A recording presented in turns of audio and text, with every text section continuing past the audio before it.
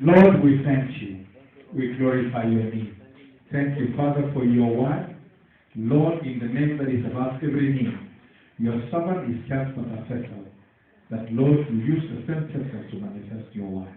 Jehovah God, we thank you. Let the minds, let the hearts of your people hear. In Jesus' name. Amen.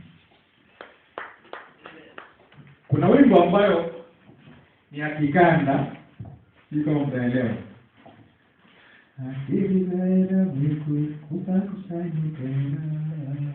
Unajua hiyo? You have not heard. We'll sing next time. Hallelujah. Just hold your Bible and say, this is my Bible.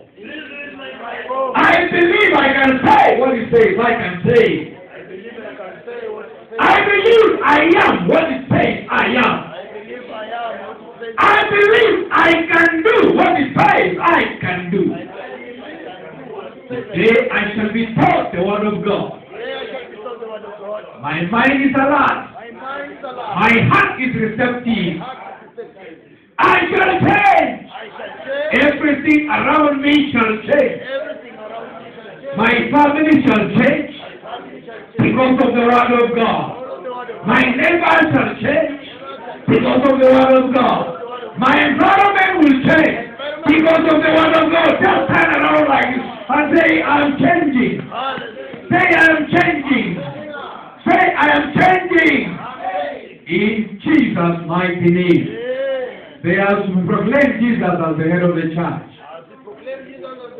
Our main objective is to teach and preach the gospel of the kingdom of God with simplicity and understanding, and to prepare the saints for the second coming of our Lord Jesus Christ. Tell your neighbor, Jesus is Lord. Another one, tell him, Jesus is Lord. Yesu ni Bwana. Amen. Amen. Hallelujah. Amen. Yes, I bet. Hallelujah. Hallelujah. Today, I want to take a very short time, but teach a very heavy message. A message that will change you. A message that will change me. Hallelujah. Let us first of all go to the book of Ephesians. Let us go to the book of Ephesians chapter 1. Ephesians chapter 1. Ama Waefeso moja aya ya 16, 17 mpaka 18. Mwenye hapo na Kiswahili atasomea baadaye, lakini wacha niseme ya kimombo kwanza. Hallelujah. That's verse 17-18. Ephesians 1:17-18. That the God of our Lord Jesus Christ, the Father of glory, that gives unto you the spirit of wisdom and revelation in the knowledge of Him,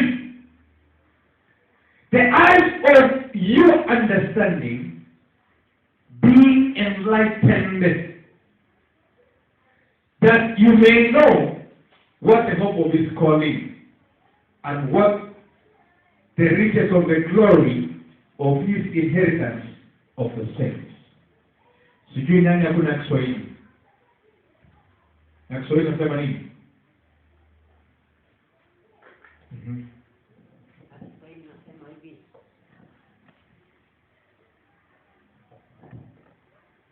Kiswahili nasema hivi. Waefeso 1:17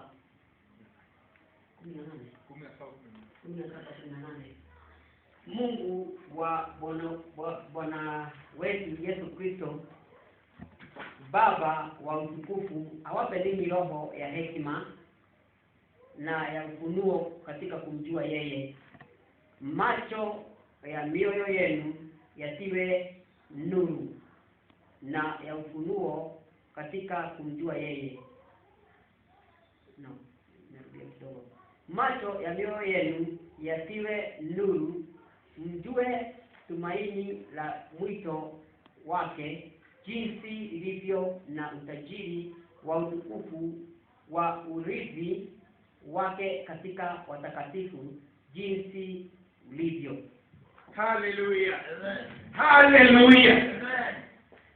Kuna maneno ambayo yamezungumziwa mahali pale. Ya kwanza ni roho ya hekima. Amen. Ingine ni ufunuo wa kujua yeye. Ingine ni the eyes of understanding. Hallelujah. The eyes of understanding. Being enlightened. Neno lingine ni kuitwa. Calling. Kuitwa. Neno lingine ni utukufu. Neno lingine ni utajiri wa kurithi. Hallelujah. Nikaangalia maneno haya na nikatoa neno moja tu ambayo inaweza ikamaliza hayo. Na hilo neno ni maono. Amen. Kwa sababu wakati Biblia inazungumza juu ya macho ya kuelewa, kuwa enlightened inamaanisha macho ya ndani. Hello. Macho ya wapi? Ndani. Na uwezi kujua Yesu Kristo mpaka unafunuliwa. Hallelujah. Says to our Father of glory, our Father of our Lord Jesus Christ. Hallelujah. Neno hili maono ni nini? Maono ni nini? Kwa watu wengi hata wameanza kanisa bila maono. Wengi wanafanya kazi bila kujua matakwa ya Mungu ilikuwa nini, ama kusudi kwa kuumbwa kwake ilikuwa nini. Hallelujah. Neno maono inamaanisha the unfolding plan for your life. It means mpango wa Mungu juu ya maisha yako. Mungu alipanga utekeleze jambo fulani katika maisha yako. Maono ni kwamba Mungu anafunulia wewe ile jambo ambalo wewe unatakana kutekeleza. Amen. It is the unfolding of God's plan for your life. Mungu wakati alipokuumba, kuna jambo ambalo alikusudia utekeleze. Hallelujah. Si tunakaa tu, unalewa, unakaa tu unazaa watoto alafu unakufa. Kuna kusudi fulani ya kwamba siku moja utatekeleza jambo ambalo dunia mzima itajua. Amen. Dunia mzima itajua. Ndio maana katika Hosea 6 ile aya 6 inasema watu wako wanapotea kwa sababu ya kukosa hekima. Na inaendelea kusema kwa sababu umekataa hekima, hata na mimi nitakukana. Hallelujah. Ukisoma katika Methali 29 aya 18 inasema my people are perishing because of lack of vision. Because of lack of vision. Watu wangu wanapotea kwa sababu wamekosa maono. Kumaanisha maono ni kitu muhimu sana katika maisha ya mtu. Hallelujah. Maono ni kitu muhimu sana katika maisha ya mtu. Ndiposa ukisoma katika Biblia Mungu anasema katika Zaburi 109 aya 18 inasema, fungua macho yako nikuonyeshe vitu ya ajabu. Kumbe kuna vitu ya ajabu. Neno la Mungu linasema, open thou mine eyes that you may see wondrous things out of the Lord. Hallelujah. Open your eyes. Open your eyes. Na si ati macho it is the inner eyes. Hello? Si ati macho ambayo iko nje hapa. Mungu anasema fungua macho ya ndani. Ndio ukisoma katika Zaburi 119 aya 130. The longest chapter of the Surah of Matthew. Psalm 119 verse 130 inasema, the entrance of light gives understanding. Hallelujah. Kuingia kwa mwangaza, kwa nuru inakuletea kuelewa. Hallelujah. Listen to the will of God. If you don't have vision, you are useless in this world. Hello?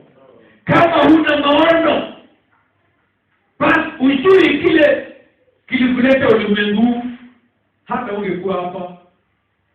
Lakini kama unajua maono yako, ile maono ambayo Mungu amekupatia itakuwa chakula chako. Nilikuwa nikiambia Pastor Juice on Tuesday nikamwambia hao, hakuna mtu ameitwa kufungua kanisa. Lakini umeitwa kufikia watu ambao hawajui Kristo ili ufanye hawa waokoke. Mtu akiniambia ako na maono ya kujenga kanisa kubwa, hana maono hiyo. Maono ni kufikia watu ambao hawajui Yesu. Watu wengi dunia hii. Ndio mimi naanza sasa mwelekeo ya kufika dunia mzima. Inatakikana tufike ulimwengu kote kuhubiri na kufundisha neno la Mungu. Hallelujah. Maono kubwa. Hallelujah. Mungu akikupatia maono, kuna vitu vitatu ambavyo anakupatia pia. Kitu cha kwanza Mungu anakupa wakati anapokupa maono, ya kwanza anakupatia kitu ambacho wewe mwenyewe utatekeleza. He will give you what you will do. Amen. God will give you. Atakwambia fanya hii na hii. Na maono yako na yangu ni tofauti. Hello. Labda yangu inaweza kuwa ni kubwa ya kufikia watu dunia hii. Alafu tunakuwa na ushirika kama hii. Mungu anakupatia maono ya kuwa praise and worship leader. So unakuja unachangia hii. Mwingine anakuwa accountant na kuhakikisha hii kazi ya partnership inaingia vizuri na yeye kwa bank na inafanywa kazi vizuri. By the way, hiyo pesa ya partnership ikikuwa audited. Amen. Hata kama ni shilingi 10 inaandikiwa receipt. Amen. Kwa sababu tunataka kwenda juu. We want to go forward. God will give you what you will do. So that you don't do your own thing. He will give you exactly what you are supposed to do.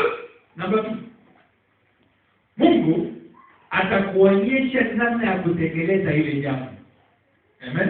Kama umekupatia kitu utafanya, kitu ambacho inatakana ufanye, pia atakuonyesha namna ya kutenda hilo jambo. Amen. He will give you the procedure. He will give you the methods. He will give you the materials. Atakuonyesha namna ya kutenda hilo jambo. Number 3. Wakati Mungu anapatia mtu maono, anapatia wakati wa kuanza maono yetu. Amen. Sikia katika kitabu cha Habakuki 2. Kitabu cha Habakuki 2 inasema, mimi nasimama katika mnara kuangalia vile atafanya. Amen. Kuangalia vile atafanya. Alafu anasema ukipata maono, andika kwa kitabu. Ukipata maono andika kwa kitabu, ili watu ambao wanakuja kupata hiyo maono watakimbia nayo. Amen. Watakimbia nayo. Alafu inaendelea kusema maono itakaa, vision will tarry, maono itakaa, lakini itakuja kutimia. Wakati wake inakuja kutimia. Habakuki 3. Amen.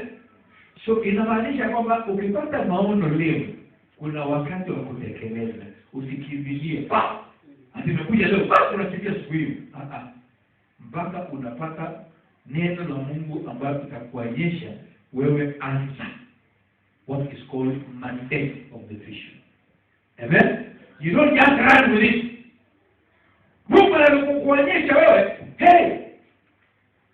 unahubiria watu wengi kama unasumulia watu wengi kabisa. Wewe ukakimbia leo uende Kitengela crusade. Lazima ujipange. Lazima ujipange. Mungu anakuonyesha kama umepata watoto, kuna watoto na kukimbia mami. Umeona? Lakini wewe ukataa wote sababu moja, kuna wakati wa hiyo. Amen. There is time for everything. There is time for everything. Hallelujah. Kitu cha muhimu ni kwamba Bwana Mungu anapatia watu maono. Mbona watu wamezaliwa? Mbona wasikae hivi? Mbona Mungu anapatia watu maono? Why? Number 1. Hivi araisi number 1. Mungu anapatia mtu maono ili aondoe huyo mtu kwa unafiki yake na analete kwa mambo ya Mungu. Amen. He removes you from your own program na anakuweka kwa program yake yeye mwenyewe. Kwa sababu wakati unapozaliwa, wewe unazaliwa katika dunia hii, unaanza kufanya vitendo vya dunia hii, unaanza kufuata maneno ya dunia hii kulingana na kabila yako, kulingana na kimila yako, kulingana na mahali ulikooa, kulingana na nini, kulingana na masomo yako. Unaanza kufanya vitu kulingana na vile mwili wako, vile umesomeshwa, vile kabila yako inafanya. Unaanza kufanya vitu yako hivyo.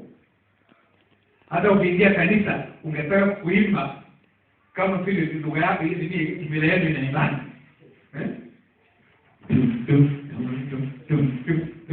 Vile kwa sababu huko nyumbani wanafanyanga hivyo. Wakati unapotahiri watoto kuna nyimbo ambao wanaimba huko. Sasa unaleta ile wimbo ya kutahiri watoto unaleta kanisa hapa. Hello. Siko hivyo.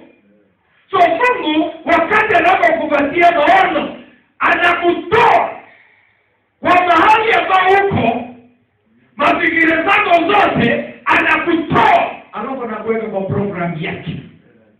Amen. Hallelujah. Tunaona katika Abraham alikuwa kwa nchi inaitwa Ur huko Iran siku hizi. Mahali watu wanaitwa Chaldeans walikuwa wakiishi. Yeye mwenyewe hapo na maono, lakini baba yake alikuwa na maono ya kwenda Canaan.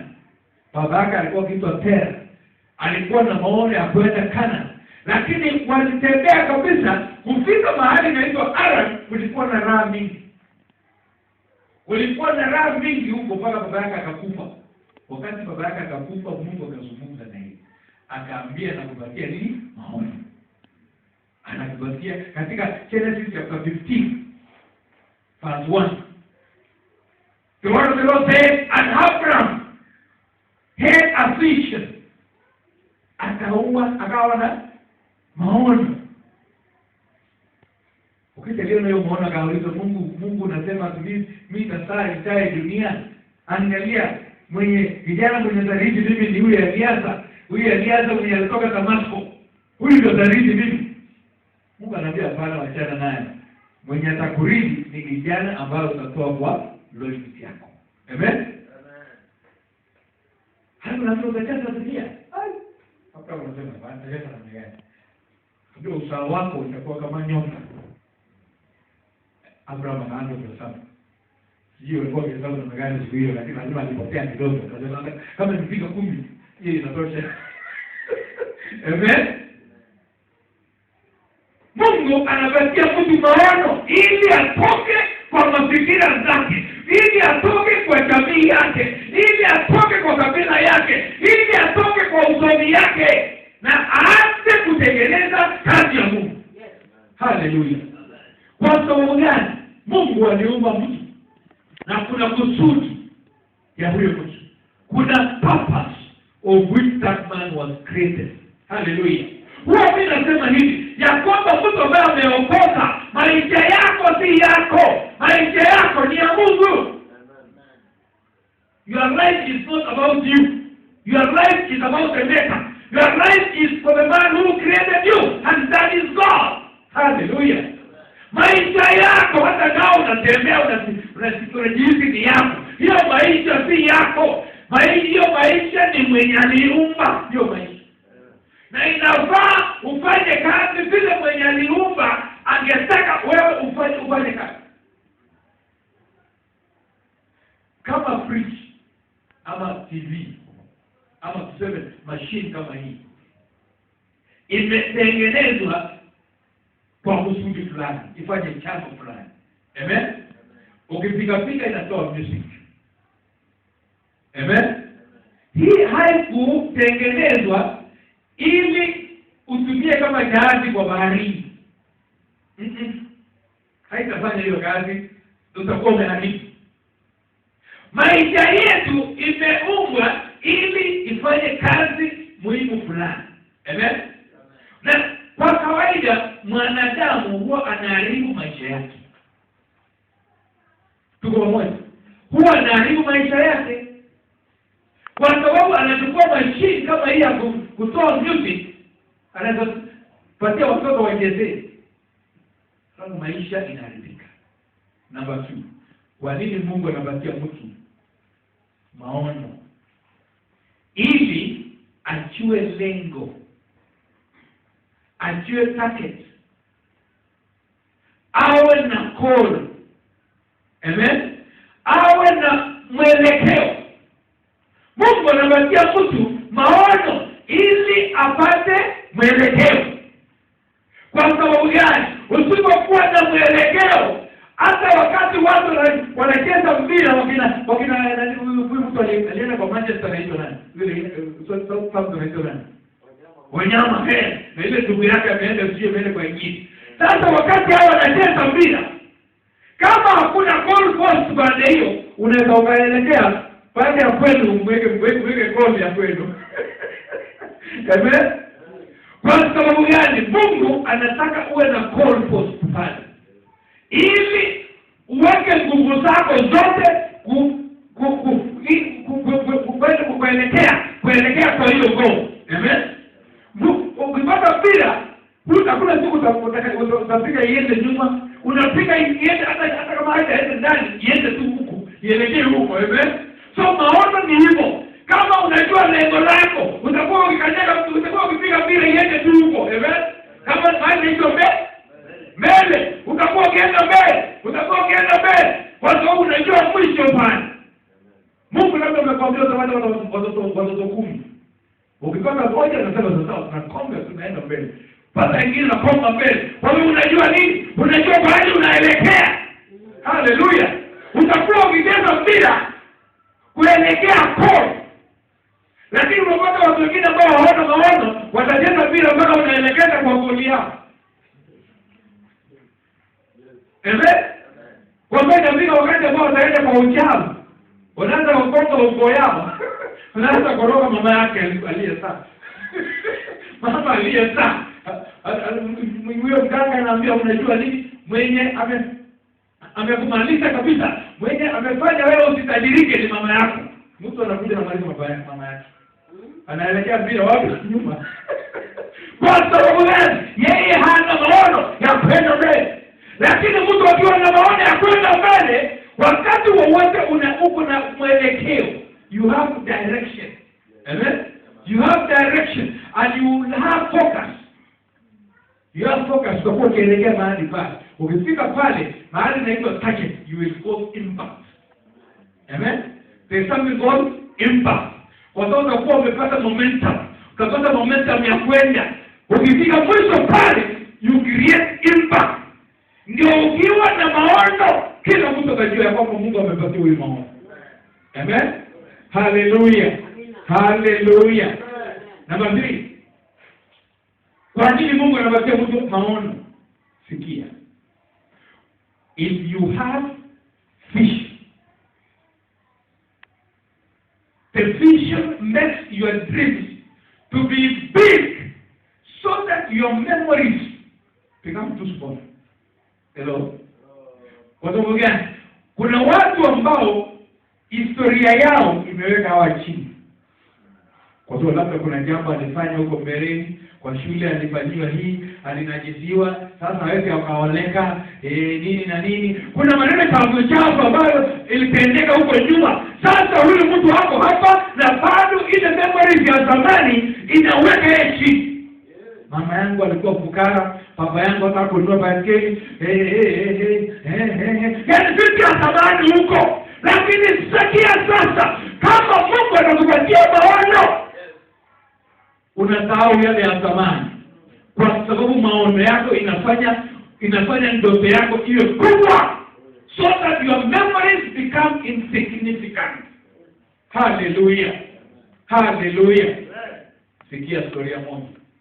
Kuna mtu anaitwa Musa katika Biblia. Yeye alilelewa katika palace ama katika mahali Farao alikuwa akiishi. Alilelewa ndani ya nyumba ya Farao, akasomeshwa katika usomi ya Kifarao, aliyosomeshwa kisheria ya Kimisri, alisomeshwa kanikula chakula kizuri na akakaa. Lakini siku moja katika kitabu cha Matendo ya Mitume 7 aya 21 mpaka 23 pale, neno la Mungu linaniambia, na Musa akajihisi kwa moyo wake aende atembelee wa ndugu zake. Maono yake kaingia. Hallelujah.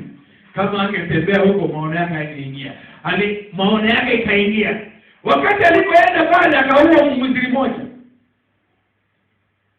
Na wakati alipata wengine Wayahudi walikuwa kupigana, wanataka kujaribu kuseparate. Yule mwingine anamwambia, nataka kunioa bila kunioa Mmisri. Akakimbia. Akatoroka. Miaka 40 alitorokea huko jangwani. Akaanza kuoa huko.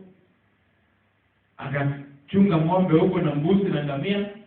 Lakini siku moja katika kitabu cha Kutoka 3 aya 2 inaniambia ya kwamba na malaika wa Mungu akatokelezea kama msituni ambayo inachomeka. Amen? Akatokelezea mahali pale.